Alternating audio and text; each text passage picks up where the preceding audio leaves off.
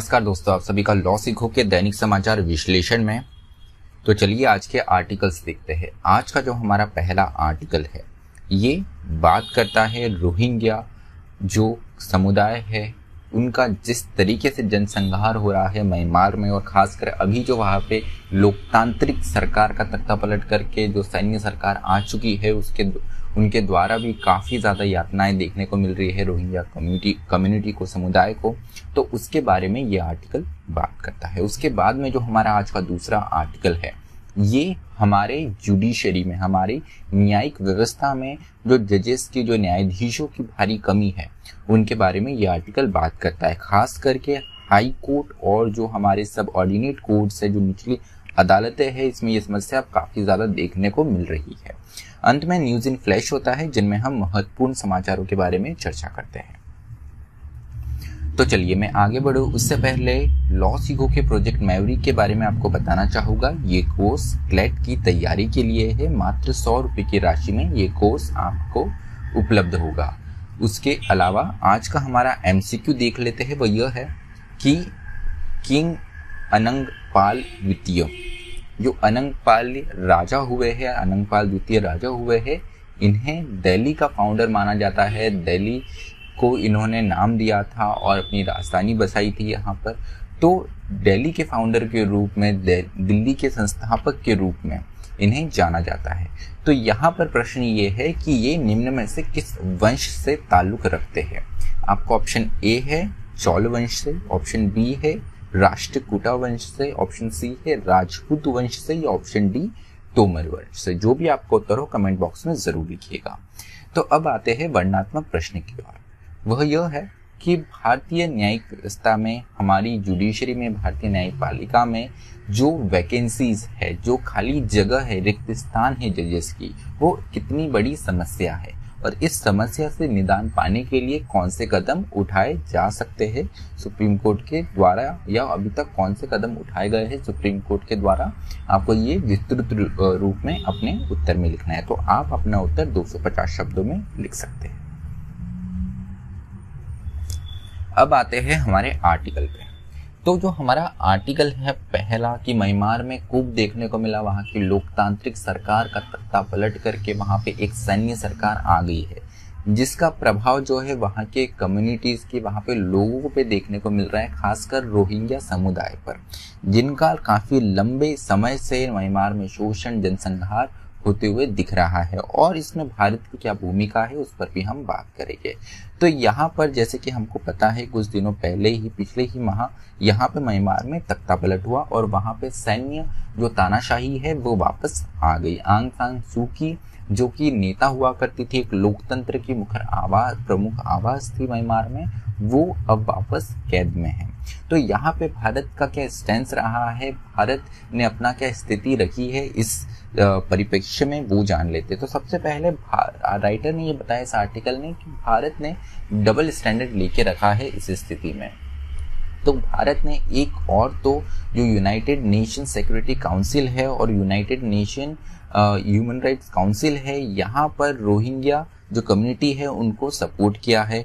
और म्यांमार की जो सैन्य सरकार है, जो म्यांमार में जनसंहार हो रहा है, जो भी अत्याचार हो रहे हैं रोहिंग्या कम्युनिटी समुदाय के खिलाफ, उसकी तो कड़ी आलोचना करी है। लेकिन दूसरी ओर अगर हम देखें तो जो रोहिंग्या रिफ्यूजीज हैं, जो पलायन करके, जो भाग कर म्यांमार से बांग्लादेश और भारत में आए हुए, खासकर भारत में आए हुए हैं, उनको आपने कैद में रखा हुआ है और साथ में आप ये तैयारी कर रहे हैं कि इनको वापस हम म्यांमार भेजते।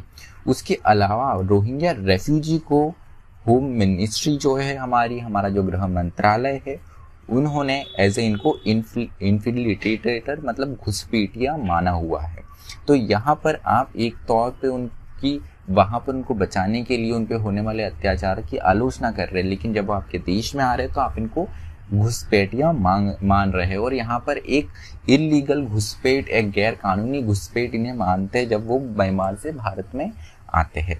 तो यहाँ पर जो रोहिंग्या आए हुए हैं भारत में, जो आ रहे हैं भाग के भारत में, वो पर्सिक्यूशन के डर से आ रहे हैं कि उनका जनसंहार हो जाएगा वहाँ पे, उसके डर से यहाँ पर आ रहे हैं, जो कि रेफ्यूजी की एक जो कानूनी परिभाषा होती है उसके अंतर्गत आता है। मतलब यहाँ पर रेफ्यूजी, रोहिंग्यास को हम एज ए रेफ्यूजी मान सकते हैं, लेकिन भारत में इन्हें ऐसा घुसपैठिया, इनको घुसपैठी माना जा रहा है। उसके अलावा अगर रोहिंग्या के अगेंस्ट अगर हम क्राइम की बात करें तो कुछ रिपोर्ट की अगर हम माने तो रोहिंग्याओं को, जैसे मैंने बताया, यहाँ पर भारत में डिटेन किया गया है, उनको कैद में रखा गया है और तैयारी है कि जो आए हुए हैं जिनको डिटेन करके रखा है उनको वापस म्यांमार डिपोर्ट कर दिया जाए। उसके अलावा यहाँ पर जो ICJ है, इंटरनेशनल कोर्ट ऑफ जस्टिस जो है, यहाँ पर एक केस जो है वो स्टार्ट किया गया है for violation of genocide convention by Myanmar.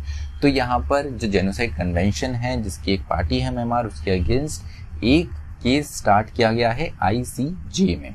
तो यहाँ पर brought by the Gambia and joint by Canada, Netherland and Maldives. तो यहाँ पर गैम्बिया, कनाडा, नीदरलैंड और मालदीव जैसे देशों के द्वारा ये केस लाया गया है।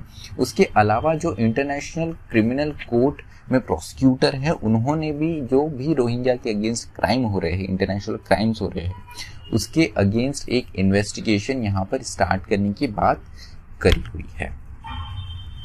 तो अगर हम मानचित्र में देखें तो यहाँ पर म्यांमार और भारत के बीच में करीब 1643 किलोमीटर लंबी बॉर्डर शेयर होती है। इसी बॉर्डर के माध्यम से जो रोहिंग्या कम्युनिटी है वो पलायन करके भारत में आ रहे हैं, रेफ्यूजी शरणार्थी बन के भारत में आ रहे हैं। उसके अलावा राखाइन जो प्रांत है म्यांमार का, यहाँ पे मूलतः रोहिंग्या की ज़्यादा आबादी रहती है, जो कि बांग्लादेश की सीमा जो म्यांमार के साथ शेयर होती है, वहाँ पे राखाइन प्रांत की भी सीमा लगती है। तो बहुत सारे जो रोहिंग्या है वो शरणार्थी बन के पहले बांग्लादेश और फिर बांग्लादेश से पलायन करते हुए भारत में आ रहे। इस तरीके से भारत में इनका प्रवेश हो रहा है, जो कि हमारे देश में गृह मंत्रालय के द्वारा इनको घुसपैठिया माना जा रहा है।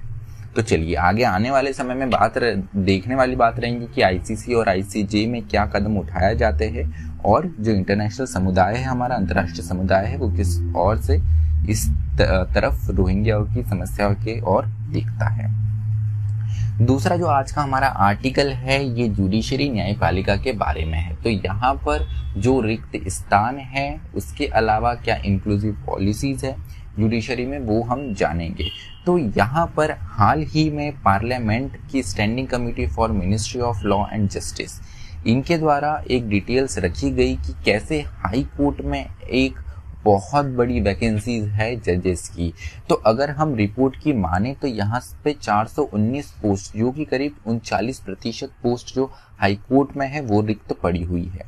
तो 211 recommendation were yet to be received from high court collegium. तो यहाँ पर जैसे सुप्रीम कोर्ट में सुप्रीम कोर्ट कोलिजियम द्वारा यहाँ पर जजेस सिलेक्ट किए जाते हैं, वैसे ही हाई कोर्ट का भी कोलिजियम होता है। तो हाई कोर्ट कोलिजियम के द्वारा 419 में से 211 रिकमेंडेशन जो है वो हाई कोर्ट कोलिजियम के द्वारा ही आना बचा हुआ है। तो अगर हम इलाहाबाद, कलकत्ता और पंजाब हरियाणा हाई कोर्ट की बात करें तो यहाँ पे सबसे ज़्यादा वैकेंसी हमें रिक्त स्थान देखने को मिलते हैं, जो कि 64, 40 और 37 क्रमशः है। उसके अलावा यहाँ पे बहुत सारे स्टेक होल्डर है जो इससे जुड़े हुए, जब भी हम अपॉइंटमेंट की या रिक्त स्थानों को भरने की बात करते हैं। तो हमारे संविधान का 217 जो है वो ये पावर देता है कि हाई कोर्ट में किस तरीके से जो वैकेंसीज है, जो रिक्त स्थान है वो भरे जाएंगे और जजेस का अपॉइंटमेंट किया जाएगा, नामांकन यहाँ पर किया जाएगा। उसके अलावा मेमोरेंडम ऑफ प्रोसीजर भी है, जो कि चीफ जस्टिस ऑफ जो कंसर्न हाई कोर्ट है उनके द्वारा यहाँ पर इनिशिएट किया जाता है जब भी कोई अपॉइंटमेंट की बात आती है। तो ये माना गया है इस आर्टिकल में, ये राइटर द्वारा बताया गया है कि जब भी वैकेंसी क्रिएट होती है या होने वाली होती है तो यहाँ पर आपको 6 महीने पूर्व में ही तैयारी स्टार्ट करनी चाहिए। और जो आपका MOP है वहाँ पर चीफ जस्टिस और जो हाई कोर्ट है उनको एक जो प्रोसेस इनिशिएट करनी चाहिए वो 6 महीने पहले से स्टार्ट कर देनी चाहिए। लेकिन टाइमलाइन जो है, जो कि एक सीमाएं रहनी चाहिए, समय सीमाएं, वो उसका बिल्कुल भी पालन नहीं हो रहा है। और 2015 से जो एक वैकेंसी क्रिएट है, अभी भी 2015 की भी कुछ ऐसी वैकेंसी से जो भरी नहीं गई है। उसके अलावा सुप्रीम कोर्ट का क्या स्टैंड रहा है, सुप्रीम कोर्ट का क्या कहना रहा है इस बारे में, तो मलिक मजहर सुल्तान वर्सेस UP PSC 2006 का ये केस है, इसमें बताया गया है कि कैसे जजेस के अपॉइंटमेंट के लिए एक टाइमलाइन होनी चाहिए और स्टेट लेवल पर और उसका पालन पूर्णतः करना चाहिए। उसके अलावा अक्टूबर 2018 में भी सुप्रीम कोर्ट टुक सुओ मोटो कॉग्निजेंस, तो यहाँ पर सुप्रीम कोर्ट ने जो है खुद से ही यहाँ पर सुओ मोटो कॉग्निजेंस लिया कि जो हमारे सबऑर्डिनेट कोर्ट्स है, डिस्ट्रिक्ट जुडिशरी है, इसमें वैकेंसी जो है वो भरी जानी चाहिए। साथ ही साथ इन्होंने जो आधारभूत ढांचा है, फिजिकल इंफ्रास्ट्रक्चर है, उसका भी एक सुओ मोटो यहाँ पर कॉग्निजेंस लिया, उसकी भी स्थिति जाननी चाहिए। तो यहाँ पर व्हाट एससी मीन्स, तो delay in filling HC high courts vacancy and productivity of individual जजेस एंड कोर्ट। तो यहाँ पर सुप्रीम कोर्ट के द्वारा कुछ चीजें मिस की गई है अभी। तो वो कौन कौन सी चीज है? तो जो पहली बात है वो ये कही गई है कि यहाँ पर प्रत्येक जज की क्या प्रोडक्टिविटी है और कितनी वैकेंसी है, इसको भरने के लिए एक नाकामी रही है यहाँ पे सुप्रीम कोर्ट की भी। उसके अलावा एक और महत्वपूर्ण बात यह है कि हमारी जो जुडिशरी है वो कितनी समावेशी है। जो अलग अलग तबके हैं, एसटी है, एससी है, जो निचले तबके हमारे सामाजिक ढांचे के माने जाते हैं, इनका कितना रिप्रेजेंटेशन यहाँ पर रहा है। उसके साथ ही साथ महिलाओं की कितनी वैकेंसीज है और महिलाएं अभी तक कितनी जज हमारी जुडिशरी में है।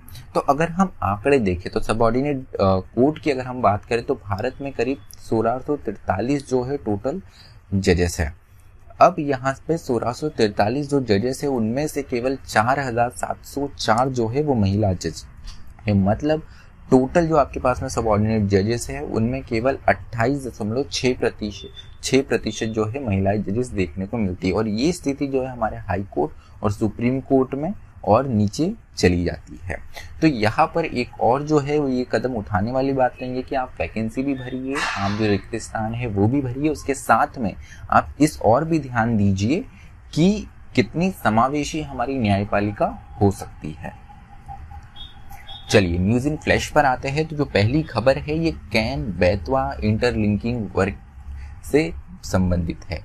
तो अटल बिहारी गवर्नमेंट जब थी, एनडीए गवर्नमेंट जब थी, उस टाइम ये प्रोजेक्ट की बात शुरू की गई थी जिसमें कैन और बेतवा जो नदी है ये बुंदेलखंड क्षेत्र में आता है। अब बुंदेलखंड जो क्षेत्र है हमारे देश का एक बहुत पिछड़ा क्षेत्र माना जाता है जो कि दो राज्यों के बीच में विस्तृत है। मध्य प्रदेश में इसके कुछ डिस्ट्रिक्ट्स है और कुछ डिस्ट्रिक्ट्स उत्तर प्रदेश में है।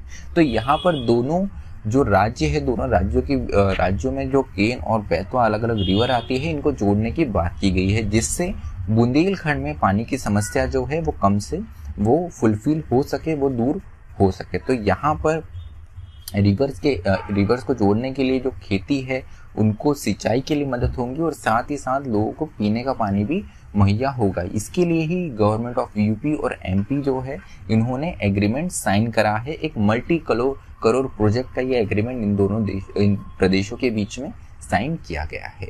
उसके बाद में जो हमारी दूसरी खबर है ये गांधी पीस प्राइज के बारे में है। तो एक गांधी पीस प्राइज जो है वो इस वर्ष संस्कृति मंत्रालय के द्वारा शेख मुजीबुर रहमान जो कि बांग्लादेश के फादर ऑफ नेशन, राष्ट्रपिता कहलाते हैं, उनको दिया जा रहा है। उसके साथ में जो पूर्व ओमन के सुल्तान रह चुके हैं कबूस बिन सैद अल सैद, इन्हें दिया जा रहा है। तो यहाँ पर महत्वपूर्ण बात यह है कि शेख हसीना जो है इनके पिता, जो अभी हाल ही में जो पीएम है बांग्लादेश के, उनके पिता है शेख मुजीबुर रहमान। उसके बाद में जो तीसरी खबर है ये है कि आज ही के दिन भगत सिंह को फांसी की सजा जो है वो दी गई थी। भगत सिंह के साथ में राजगुरु और सुखदेव जो है इन्हें भी फांसी की सजा दी गई थी। तो मार्च 23, 1931 को इन स्वतंत्रता सेनानी को फांसी की जो सजा है वो एग्जीक्यूट की गई थी। तो यहाँ पर जिन ट्रायल्स के अंतर्गत इनको फांसी की सजा दी गई थी, पहला ट्रायल था अप्रैल 1929 का, smoke bomb at central legislative assembly. उसके अलावा एक पुलिस प्रोबेशनर के मर्डर का आरोप भी इन पर सिद्ध हुआ था, इसके चलते इन्हें फांसी की सजा दी गई थी। तो हमको हमारे जो स्वतंत्रता सेनानी हैं उनकी बलिदान हमेशा याद रखते हुए हमारे देश के लिए, हमारे देश के राजनेताओं को और हमारे नागरिकों को हमेशा एक प्रेरणा बनानी और लेनी चाहिए। तो चलिए हमारा विश्लेषण आज का यही समाप्त होता है। अधिक जानकारी के लिए आप लॉ सिको की वेबसाइट भी विजिट कर सकते हैं। मुझे सुनने के लिए आप सभी का धन्यवाद। स्टे ट्यून्ड टू लॉ सीखो।